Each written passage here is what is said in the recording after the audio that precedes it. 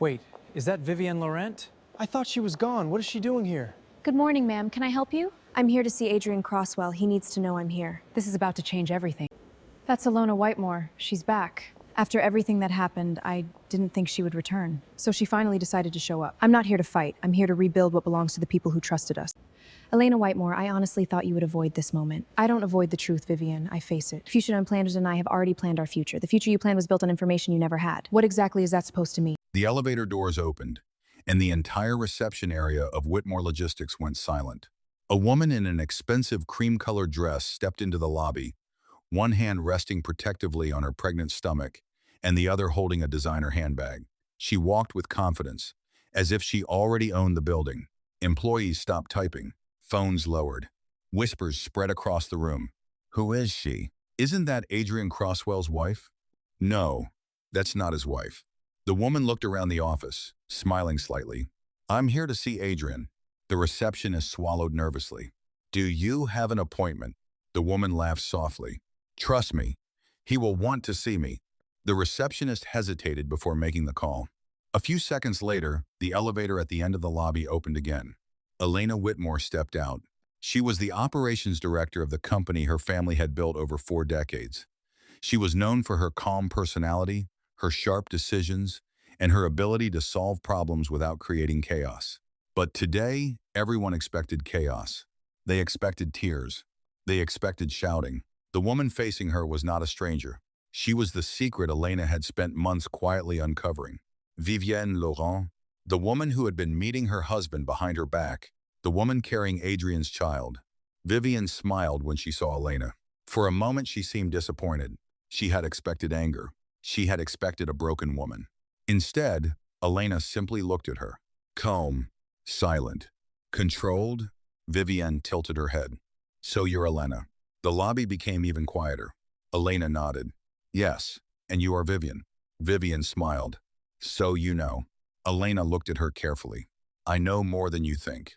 The confidence on Vivienne's face faded slightly. She looked around at the employees watching. I think everyone deserves to know the truth.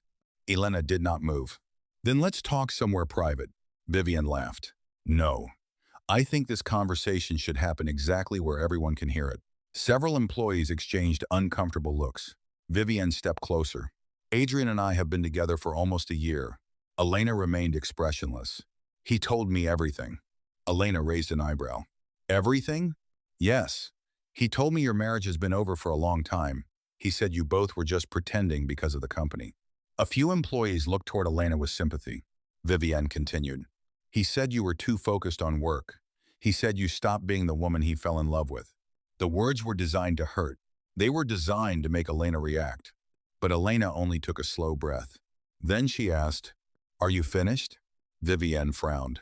Excuse me? I asked if you were finished. The confidence in Vivienne's face weakened. Elena looked toward the receptionist. Please prepare the conference room. Vivienne laughed. You really think you can just walk away from this? Elena turned back. I am not walking away.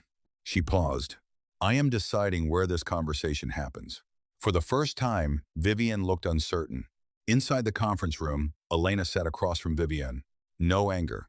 No accusation. Just silence. Vivienne placed her hand on her stomach. Adrian wants a future with me. Elena looked at her. Did he tell you that? Yes. Did he tell you about the company? Vivienne hesitated. What about it? Elena folded her hands. Did he tell you that this company was built before he ever arrived? Vivienne smiled. He told me he transformed this company. He said without him, Whitmore Logistics would never have reached its current level. Elena started that here. And you believed him? Vivienne leaned forward. Because he showed me. Elena nodded slowly. That makes sense.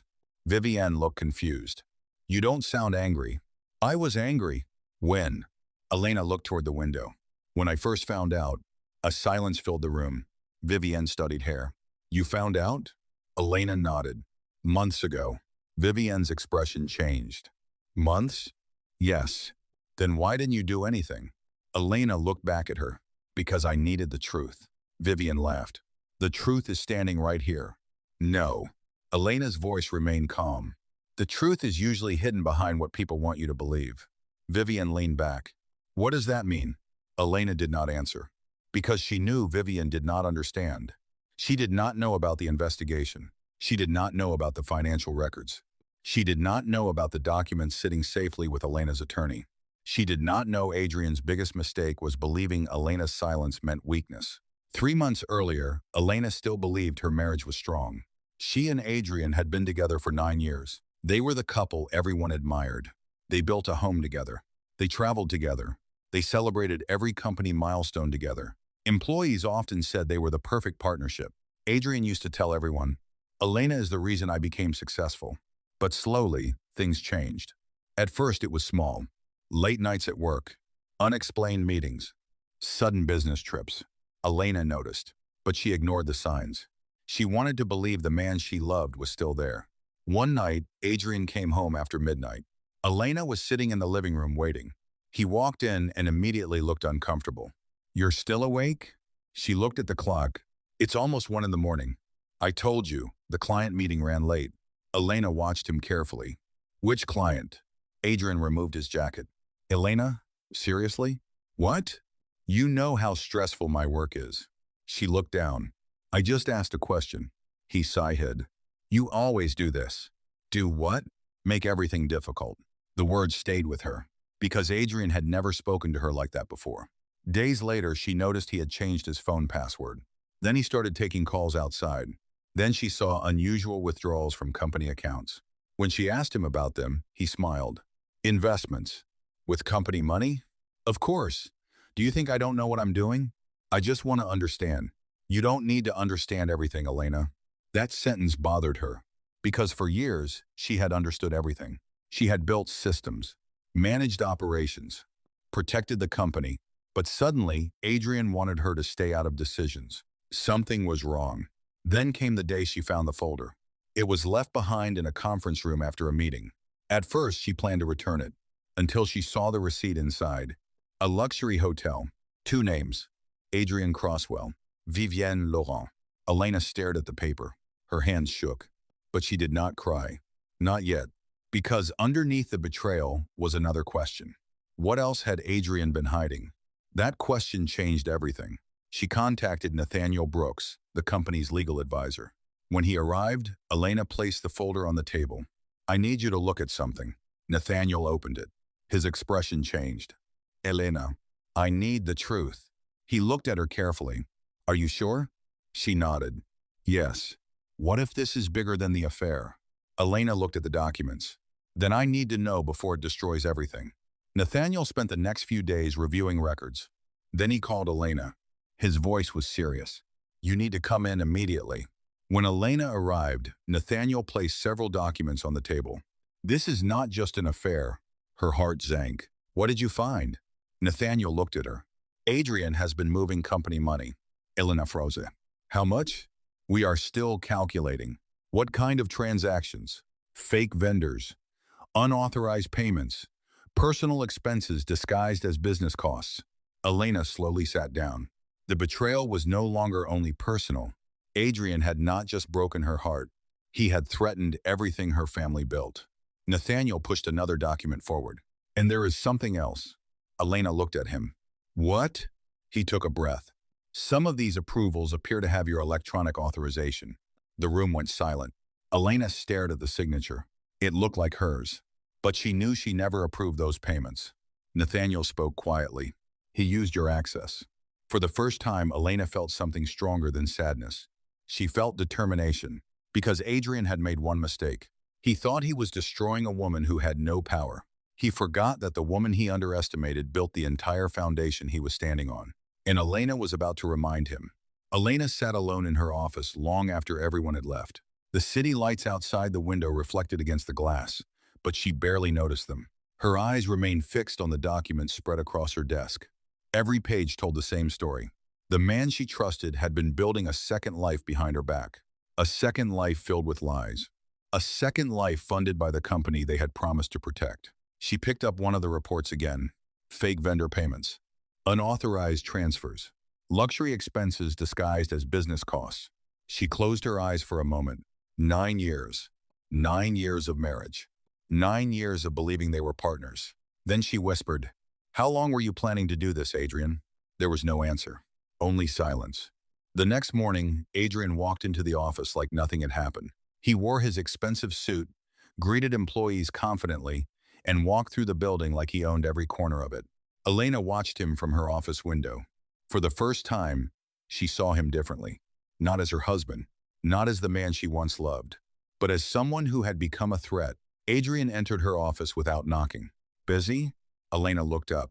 Always. He smiled. That's what I like about you. Always focused. She studied his face. He was comfortable. Too comfortable. He had no idea. How was your morning? She asked.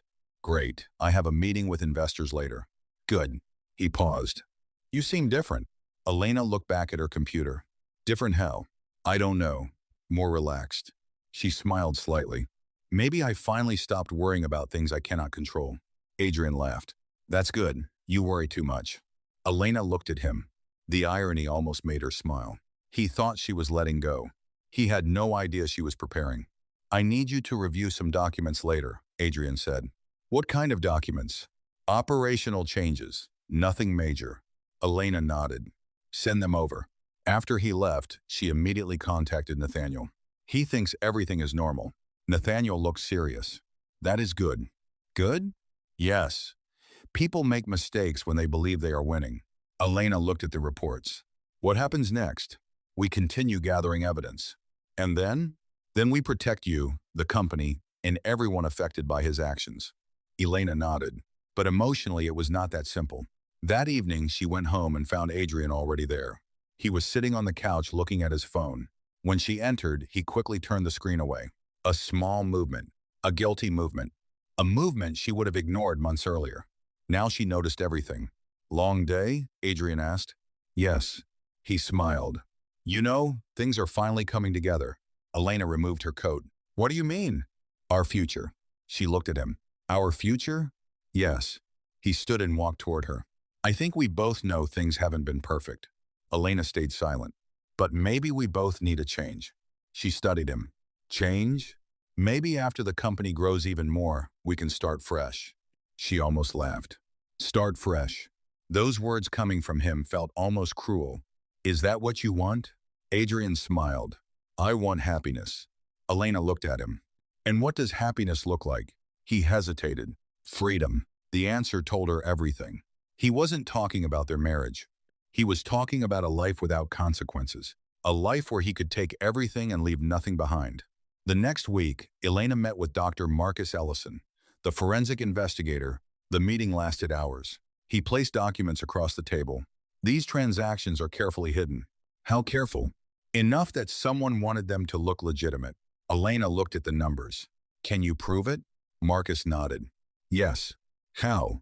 Patterns, the vendor addresses, the payment schedules, the accounts receiving the money, everything connects. Elena took a deep breath. And my signature? Marcus looked at her. Someone copied your approval access. So he framed me. Yes. The room became quiet. For a moment, Elena felt the pain return. Not because of the money. Not because of the company. Because Adrian had looked her in the eyes every day while doing this. Marcus noticed her expression. Elena, I know this is personal. She looked at him. No. She paused. This stopped being personal when he put everyone else's future at risk. That was the moment something changed. She was no longer trying to save her marriage. She was protecting her legacy. A few days later, Adrian and Vivienne met at a private restaurant. Neither knew Elena was already aware. Vivienne smiled across the table. So when are you telling her? Adrian looked around. Soon. Soon? Yes. Vivienne touched her stomach.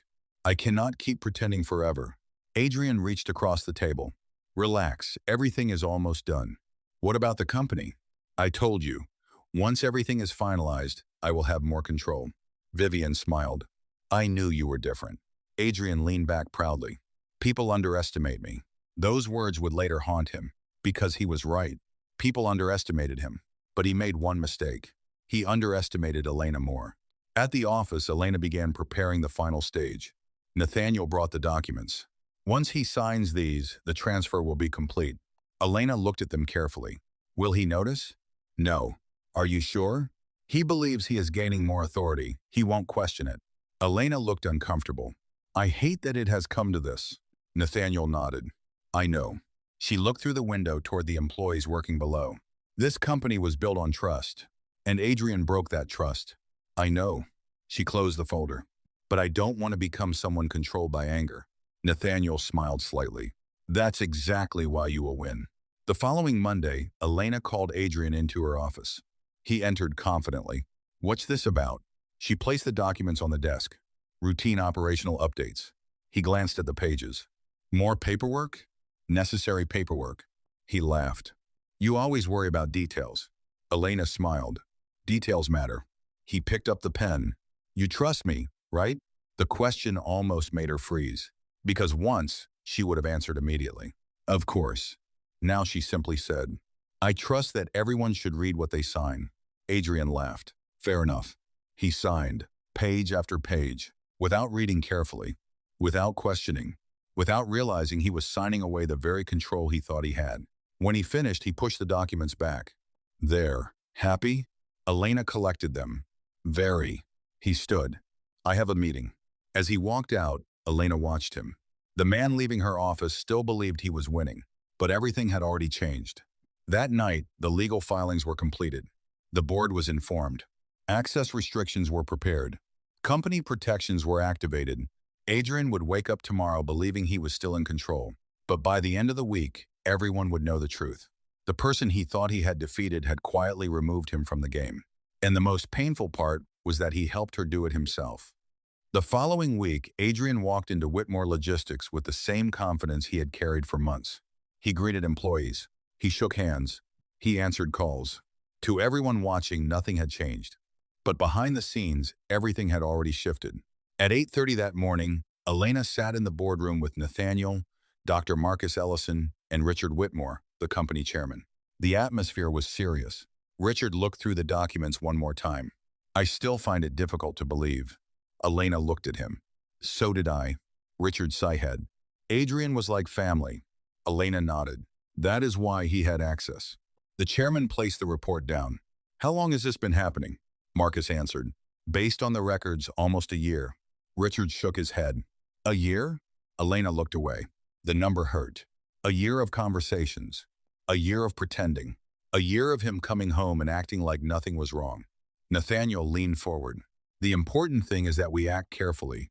We cannot allow emotions to affect the process. Elena nodded. I agree.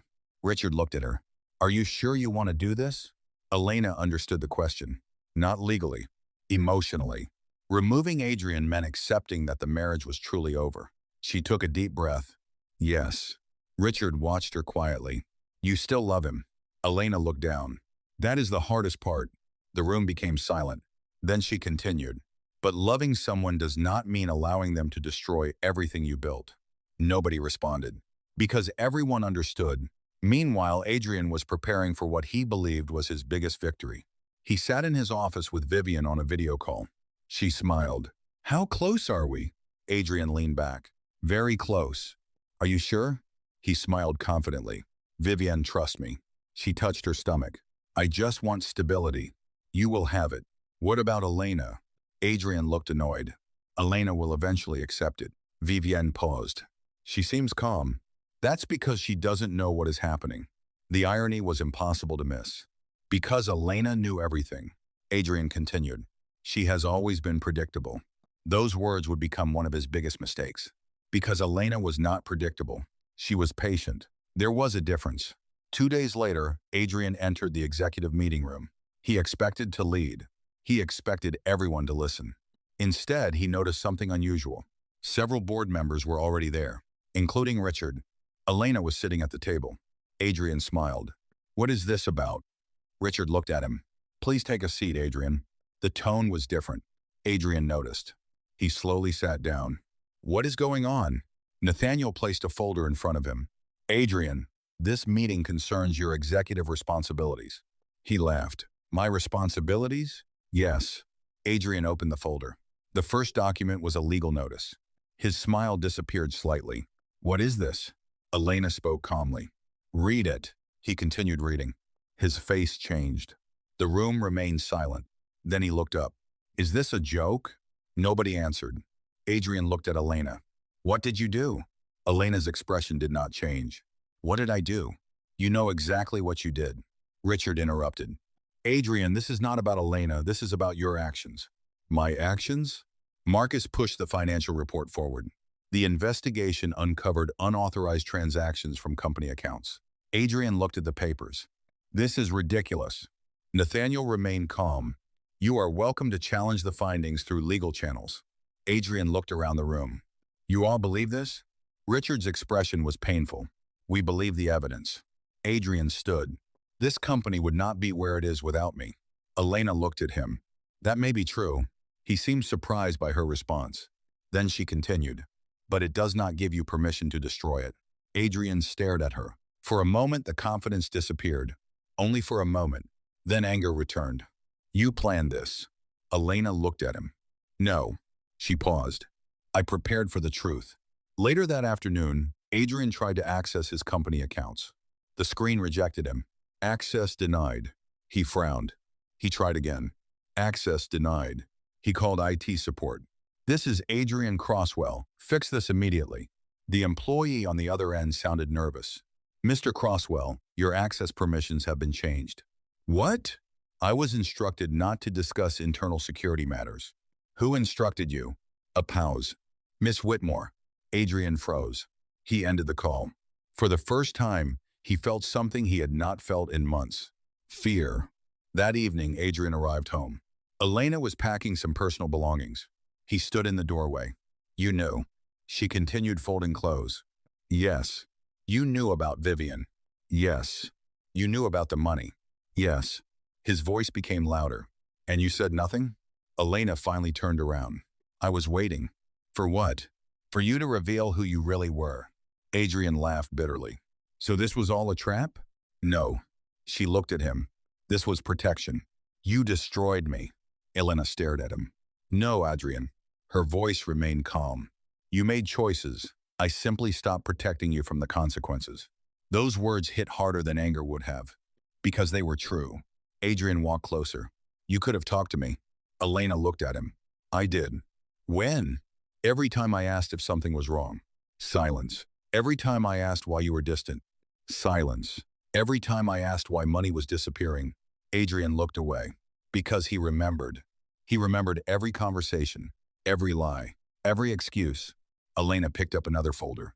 The divorce was finalized yesterday. Adrian looked up sharply. What? You were served. I never signed anything. You did not need to. His expression changed.